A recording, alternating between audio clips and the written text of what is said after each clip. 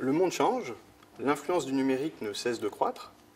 On voit parfois certains modèles économiques pourtant bien établis être bouleversés par la disponibilité d'une application.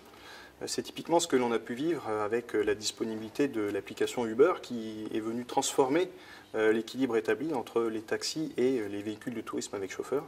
On voit que la simple disponibilité d'une application suffit à complètement bouleverser ce modèle, pourtant établi depuis plusieurs dizaines, voire plusieurs centaines d'années pour certains modèles.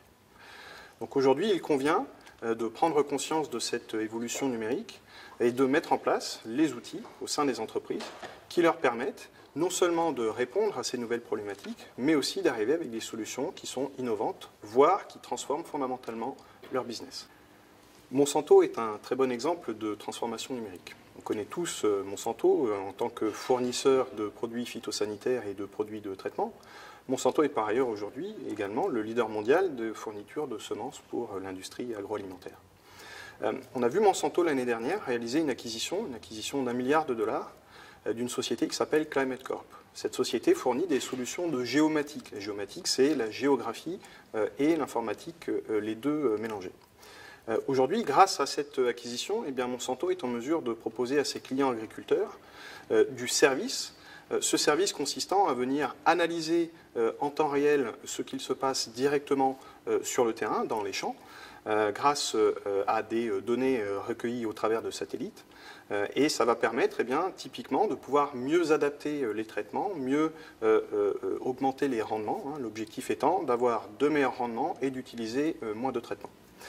On est là donc sur une transformation du métier de Monsanto, qui désormais vend du service, mais la transformation va encore plus loin et est encore plus impressionnante. Quand on réfléchit, on se rend compte que les agriculteurs ne disposent pas forcément des moyens financiers pour s'équiper avec ces technologies innovantes. Et là, bien évidemment, Monsanto va arriver avec des offres de services financiers qui vont permettre à ses clients agriculteurs, bien évidemment, de pouvoir disposer de ces nouvelles technologies. Dans cette transformation, la sécurité est un enjeu majeur.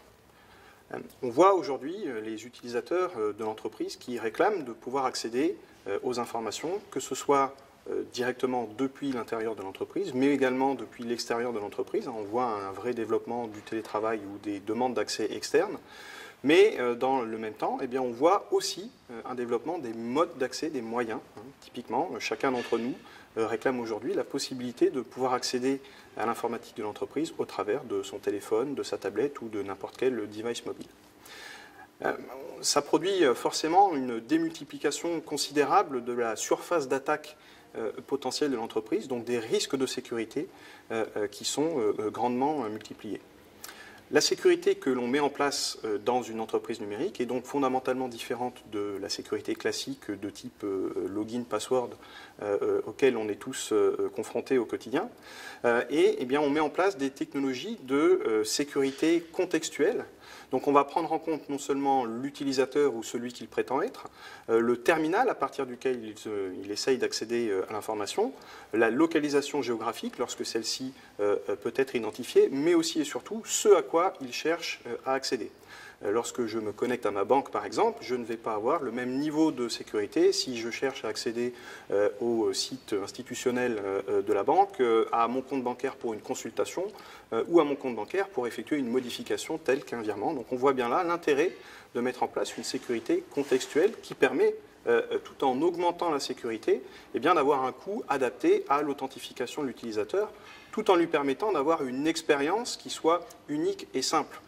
Je ne vais pas avoir à positionner un mot de passe complexe ou compliqué simplement pour accéder, une fois encore, au site contextuel, au site institutionnel de ma banque. L'autre élément de sécurité vise aujourd'hui à réaliser ce que l'on appelle de l'analytique sur la sécurité.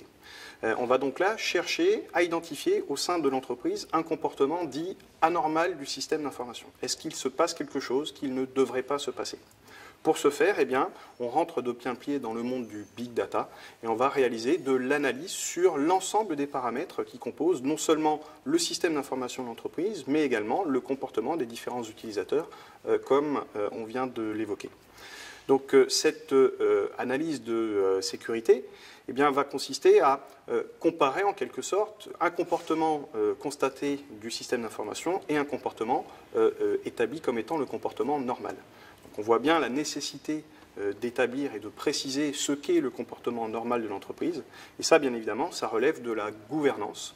Voilà pourquoi aujourd'hui, sécurité, gouvernance, big data, mais aussi ces notions très propres à l'IT sont fondamentales pour la transformation numérique de l'entreprise.